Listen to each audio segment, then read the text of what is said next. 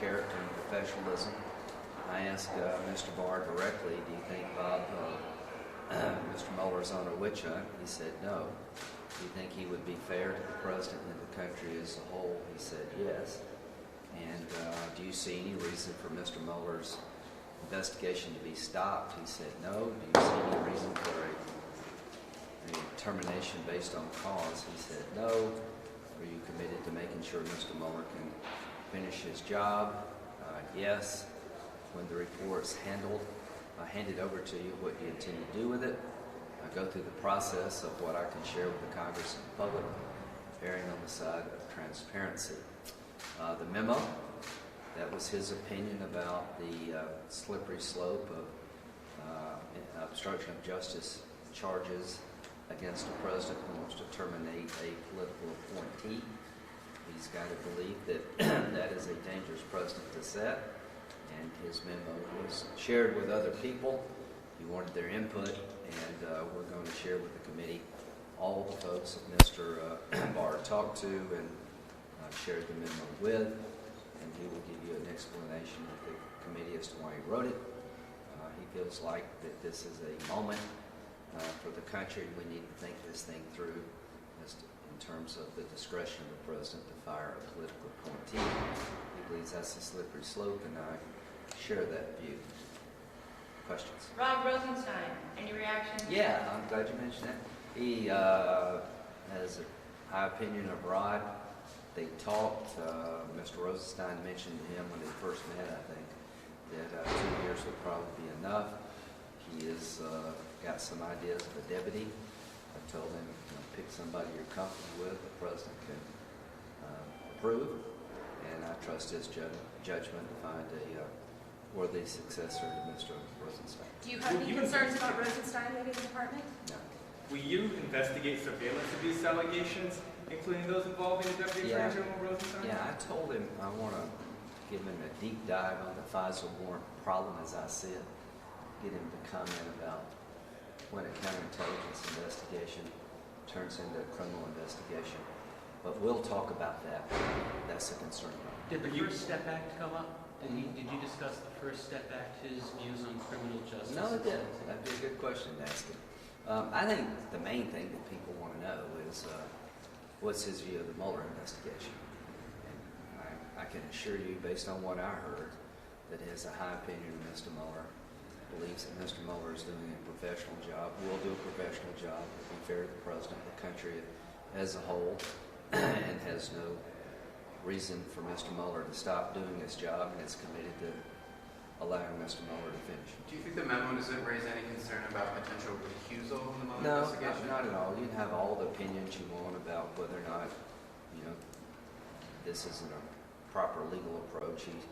He opined after 9/11, when Ashcroft called it a crime scene, he says, no, it's not a crime scene, this is an attack on the country. So he very much cares about the law and the Department of Justice, and he's got some concerns about turning a firing of a political appointee into an obstruction of justice case, and I share those concerns. But that's his opinion as a private citizen. As a Attorney General, his job will be to receive Mr. Mueller's report and determine what to do with it. Will you bring Rosenstein in and testify under oath? Will you bring Rosenstein in to testify under oath before he leaves on these FISA issues? I'm going to do a deep dive into the FISA issue, and I think he'll be part of it. Have you talked to Rosenstein? No. Was it a requirement for you going into this that he say that he would leave the Mueller investigation alone and that you wouldn't move to get rid of Mueller at any point? It wasn't a requirement. It was just the obvious question.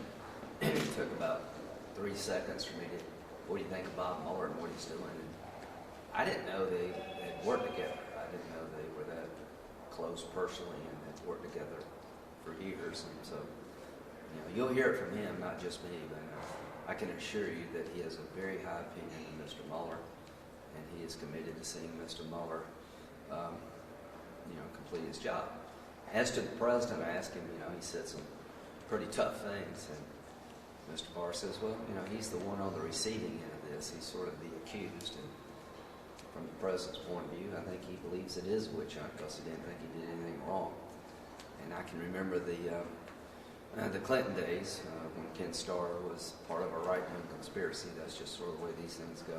Senator Graham, it sounds like he has not committed to not curtailing the scope of the Mueller investigation, for instance, on obstruction. He had absolutely no indication he was going to tell Bob Mueller what to do or how to do it, but he's confident that Mr. Mueller will pursue the facts and the law.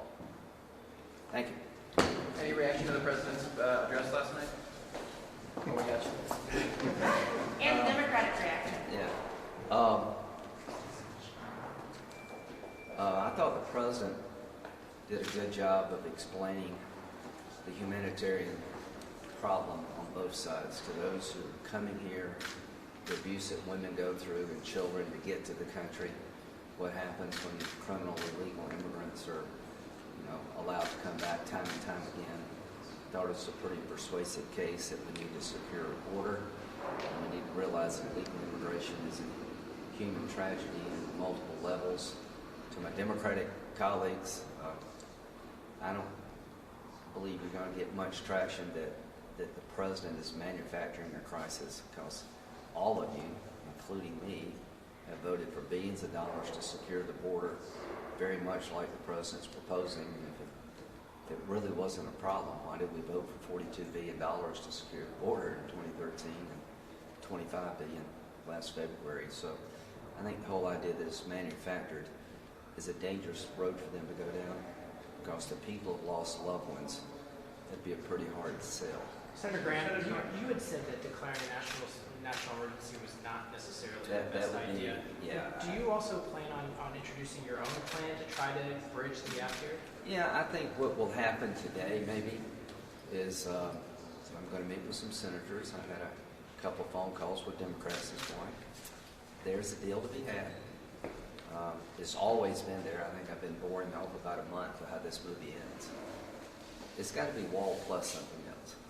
Democrats are not going to give the president $5.7 billion for border security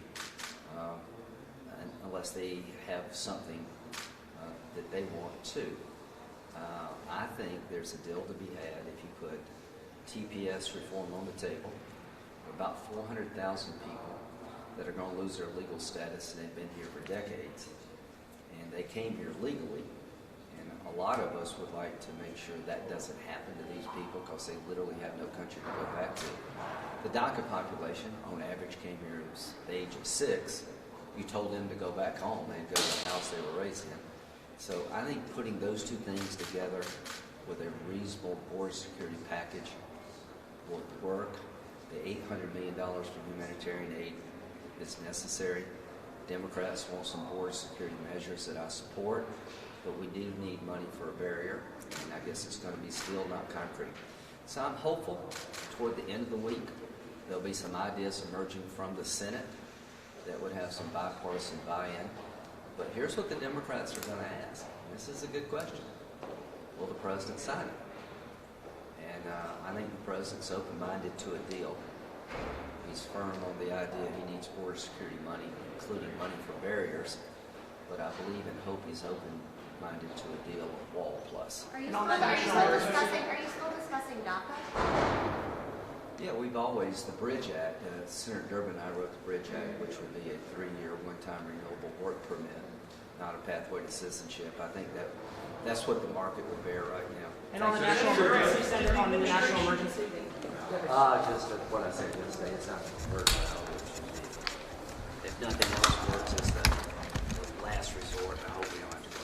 Senator Graham, do you know if the administration is going to renominate the judicial things that expired last Congress? We were talking about that tomorrow. I'll give that review. Thank you. All right, thank you. I like how you got like a cluster. You good? Yeah. Who's that? I don't know. Maybe it's a private meeting. We're not gonna do it. Right. Not gonna talk. We have shots of him walking in.